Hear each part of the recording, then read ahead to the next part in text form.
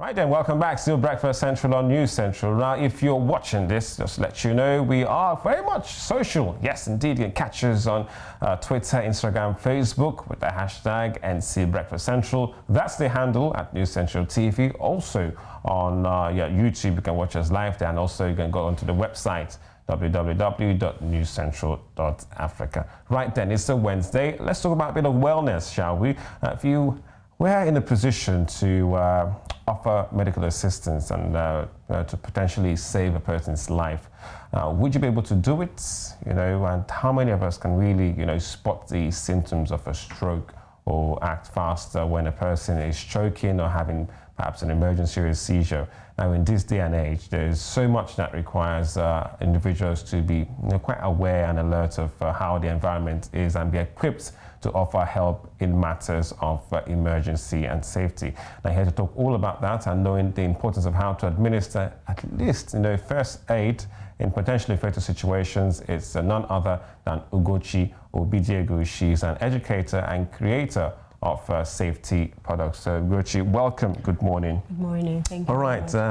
We're going to go all into first aid. But first of all, looking at your background, how did it start for you?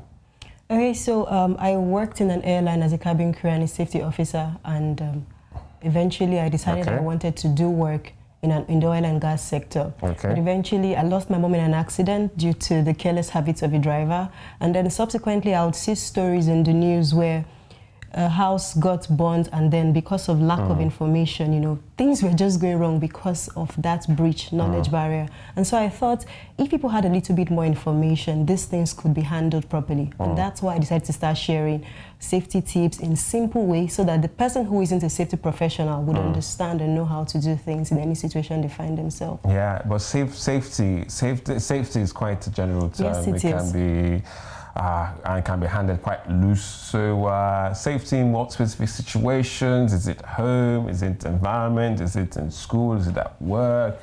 Okay, so my major area is child safety and school safety. Okay. But because I understand that we have a wider population and there's so many things that people need to know, somehow we touch on little bits of the other aspects. So for example, at my mom's accident scene, I knew what to do because I had knowledge. I was there later. I found her some hours later. So I knew certain things. Was it a road accident? Yeah. Yes. All right.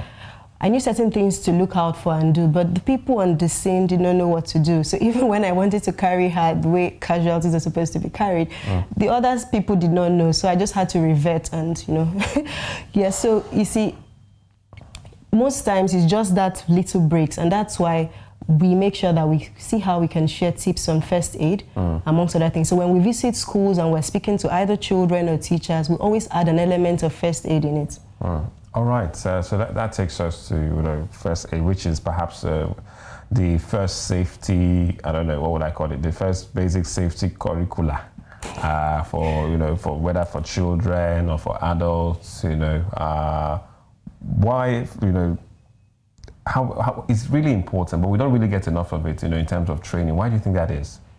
Oh, well, I think that it's because of our religious nature in this part of the world. We would say God would protect us, so God forbid, and it's not my portion. But like I always say, that's not a strategy. So God is going to protect us, right? But we also need to play our part. And so that's the reason we're doing a lot of awareness and raising consciousness, that people know that you need to play a part, and you need to do that by also learning. And as you learn, you implement. Because what happens when people get information, they are quick to share, but they haven't even practiced it. Being knowledgeable about first aid is important. Yes, it is. No matter what age. Regardless of where you are, regardless of your sector, regardless of your age. Because we've had situations where children, 5 years, 7 years, they're actually acting because they were informed. So if kids can do that, how much more adults?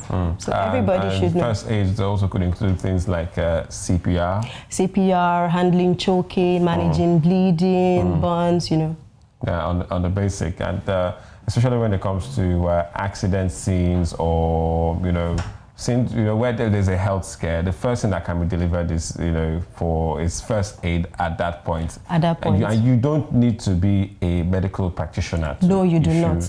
Because that's why it's first aid. They are trying to do something before professional help would come.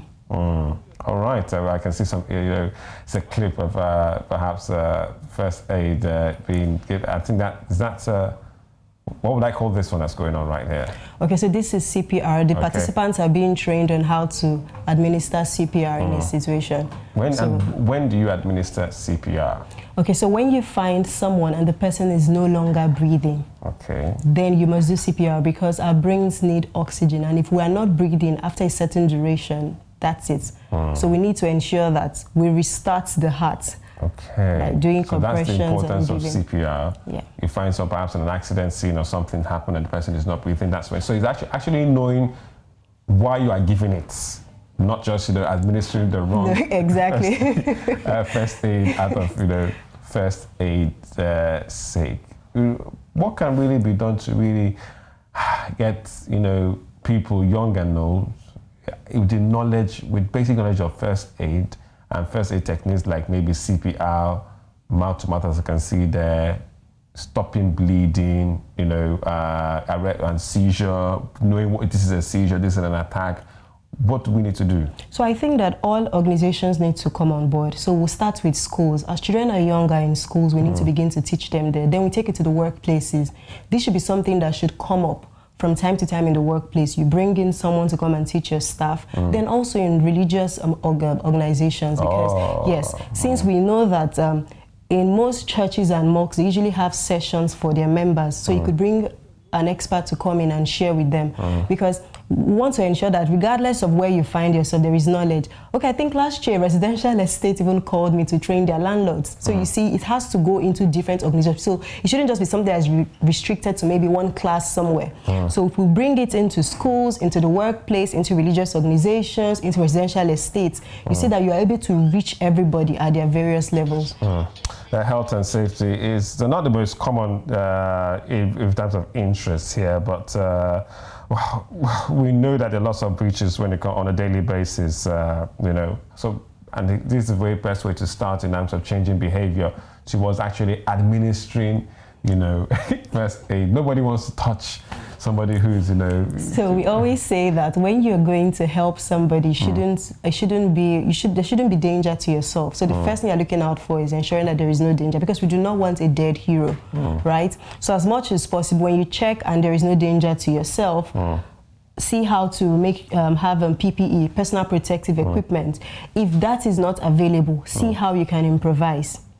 So, because people are worried about giving rescue breath to a total stranger without a mouth guard, so sometimes doctors would advise that instead of doing 30 compressions and giving 2 rescue breaths, because if you are not sure of the person, you could aim for 100 compressions within 60 seconds. Wow. Yes. So that leaves off the giving the rescue breath aspect of things, and to ensure your own safety. And then for bleeding, do not touch any body fluid whatsoever if you are not protected, because you might even have a break on your skin and you're not even aware. And like I always say, we do not want a dead hero. Let it not be said that, oh, you went to help someone and then something bad happened to you in the process. Right. That brings me to health and safety and first aid. The only way to learn and really imbibe this culture is to practice, and practice, which means actually doing, just like we watched in that clip. Yes, drills, role play sessions are very important. What I find is that when you interact with a situation, it makes it easy for you to replicate it later. But if it's all just some theory, well, you might remember, but anything you interact with, you would never forget. Yeah, like how to cook, you would how to avoid fire.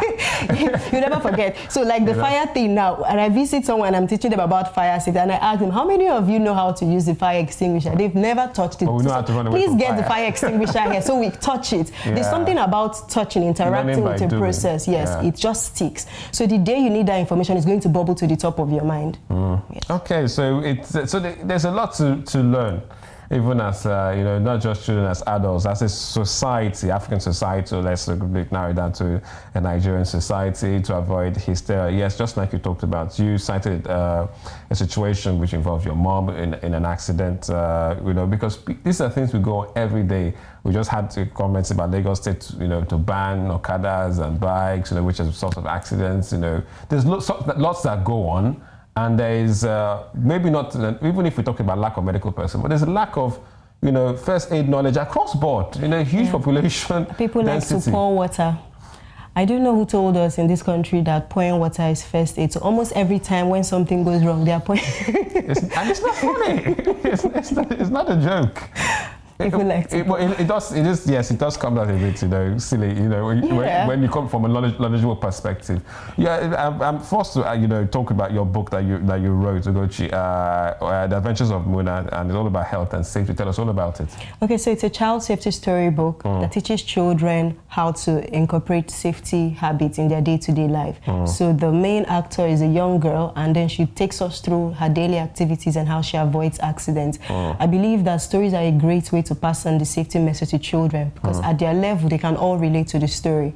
So for example, on Monday I was at a school and I had already done the PowerPoint kind of style with the college student, but when I went to elementary, I just brought out the storybook and we read one of the chapters where a little boy was trying to fly like Superman and he fell off the stairs. Now, everywhere I read that story, whether it's a public school or a private school, the children relate, they all laugh because they have all tried it.